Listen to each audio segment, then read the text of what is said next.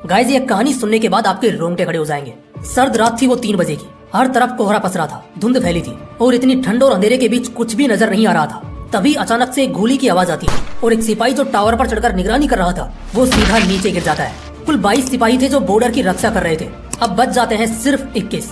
इस एक गोले के चलने के बाद आपस में उन लोगों के बीच एकदम से हड़कंप मच जाता है। सब चौकन्ने हो जाते हैं और आधे सैनिक बाई दिशा की ओर जाते हैं। लेकिन दुश्मनों ने धोखे से वहाँ भी लैंड माइन्स बिछाए थे और कदम रखते ही आधे सैनिक वहीं शहीद हो जाते हैं। अब बचे थे 11 सैनिक। इनमें से 2 गुट बनते हैं, एक 6 सैनिकों का और एक 5 सैनिकों का। वो लोग तुरंत बैकअप फोर्स को रिपोर्ट करते हैं, लेकिन बैकअप फोर्स को वहाँ पहाड़ों तक पहुँचने में कम से कम 3 घंटा लगने वाला था। अब चाहे ऐसे हो या वैसे, इन्हें अगले 3 घंटे तक तो खुद को कैसे भी जिंदा रखना होगा। बचे हुए सैनिक अपने 2 गुट बनाकर वहाँ से थोड़ा स्मार्ट वे में लड़ाई को अंजाम देते हैं और जहाँ वो अपने दुश्मन के कुछ विरोधियों को मार भी गिराते हैं। लेकिन तभी पता नहीं कहां से अचानक लेकिन आसमान से गोलियों की बरसात होने लगती है, जिसमें लगभग सारे के सारे सैनिक शहीद हो जाते हैं, सिर्फ एक सैनिक को छोड़कर, जो तारों के बीच एक बक्से में छिपा ताक लगाए बैठा था। वो बहुत ज्यादा रो रहा था। लेकिन एक मिनट, वो एक फौजी है। वो रो रहा था लेकिन किसी डर से नहीं, बल्कि गुस्से और पागलपन से। कुछ ही मिनटों में जो उसने अपने इतने साथियों की लाश अपने नजरों के सामने देखी है, उससे वो पागल हो रहा था। गुस्से भरी लाल आंखें, जिसमें डबल ताकत, बंदूक पूरी लोड करता हुआ वो बक्सा खोलकर बाहर निकलता है। उसमें डर का एक कतरा भी मौजूद नहीं है। वो धीरे से दुश्मनों की तरफ सरकता है और छोटे छोटे माइंस को लेकर चुपचाप बॉर्डर के उस रेखा की तरफ ले जाकर जमीन में जमा देता है। सिर्फ एक शक और उसका खेल खत्म था, क्योंकि सारे दुश्मन सैनिकों की निगाहें इस वक्त उसी फौजी को ढूंढने में लगी थी।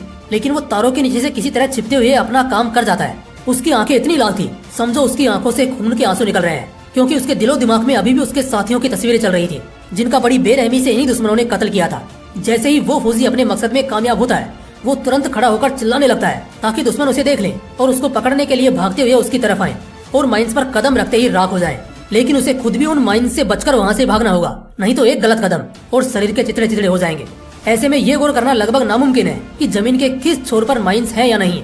लेकिन इस वक्त किस्मत उसका साथ देती है और वो जहाँ जहाँ कदम रखकर भागता है वहाँ माइंस नहीं होते।